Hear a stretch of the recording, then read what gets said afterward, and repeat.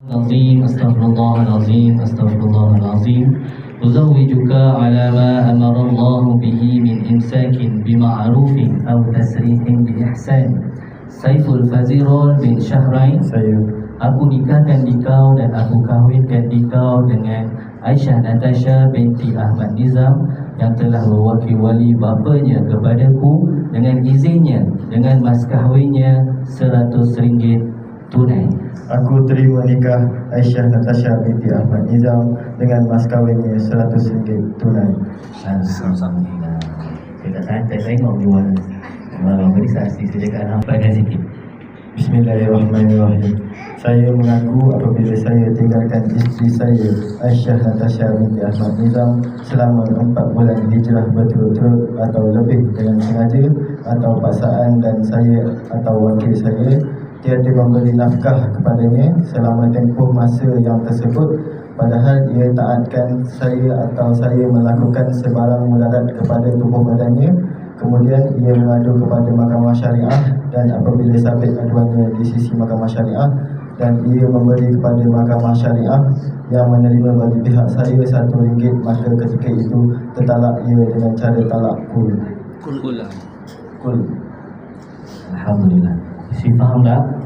Faham Suami tadi dia dah janji dah. Okey, lafaz ta'alik ni adalah sebenarnya lafaz cerai bersyarat. Okey, syarat dia apa? Suami tadi dah janji jika dia tinggalkan isteri dia 4 bulan hijrah berturut-turut, tanpa memberi nafkah, okey, dan memukul isteri dia tanpa sehingga memudaratkan. Okey, kalau suami buat, isteri pergi mengadu ke Mahkamah Syariah.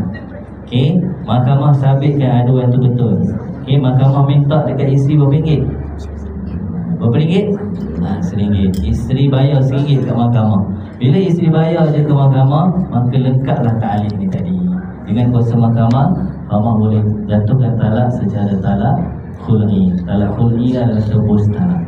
Okey, tebus talak ni tak boleh dirujuk lah. Okey, tak kena perkahwinan yang baru. Okey, jelas.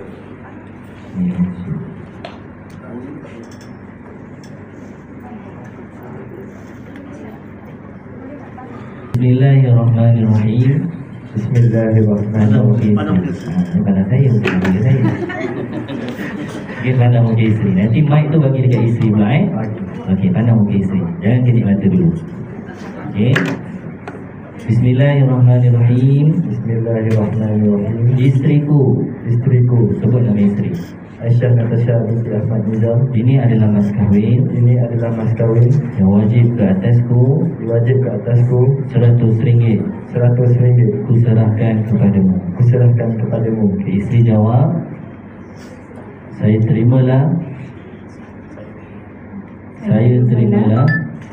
mas kahwin ini dengan kadarnya kerana Allah Ta'ala.